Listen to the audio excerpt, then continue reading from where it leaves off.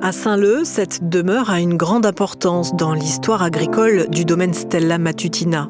Elle a été construite avant l'usine, qui est aujourd'hui devenue le musée. Sur notre propriété, nous avons la maison des maîtres de l'époque, qui est la maison du sac, qui est vraiment le symbole du début de cette première culture qu'est le café sur le domaine de Saint-Leu.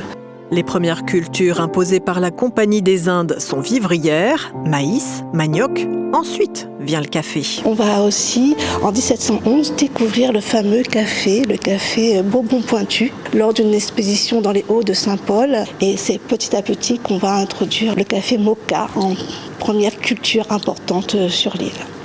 Au XVIIIe siècle, le développement économique et agricole repose sur l'exploitation des esclaves. Ils marchent des kilomètres pour ramener l'eau nécessaire aux plantations. Saint-Leu a cette difficulté de problème d'eau.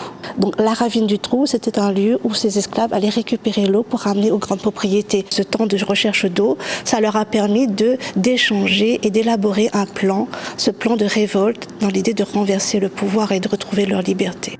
1815 arrive la canne à sucre à La Réunion. L'engagisme prend le relais de l'esclavage. 300 usines se construisent dans l'île. La culture de la canne supplante celle du café. La France avait un grand besoin de sucre, elle avait perdu sa colonie principale, Saint-Domingue, en 1804. Sur l'île, nous avons connu aussi des avalas en 1806 qui ont ravagé tous nos champs de café. Des générations de grands propriétaires se succèdent. Ils améliorent la technologie, installent de nouvelles machines dans les usines sucrières. L'un d'eux, plus original que les autres, fait même construire des pistes d'atterrissage sur les domaines. Nous avions un ancien directeur, M. Émile Hugo, qui avait la particularité de pouvoir se déplacer de sucrerie en sucrerie en avion. Et puis le sel prend une importance considérable. On se met à en produire beaucoup plus à La Réunion. En 1942, parce que nous sommes en pleine période de la Seconde Guerre mondiale, il y a pénurie de sel, on a du mal à s'approvisionner suite au blocus, qui fait que le monsieur Dussac, qui était propriétaire du domaine, va construire ces salins.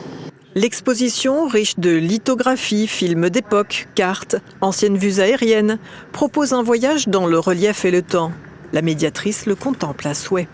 Cette exposition, à la fois, elle est très très riche en photos d'archives, photos d'époque, et on voyage. Simplement, même si on n'aime pas lire, on a les photos qui nous racontent en fait toute l'histoire.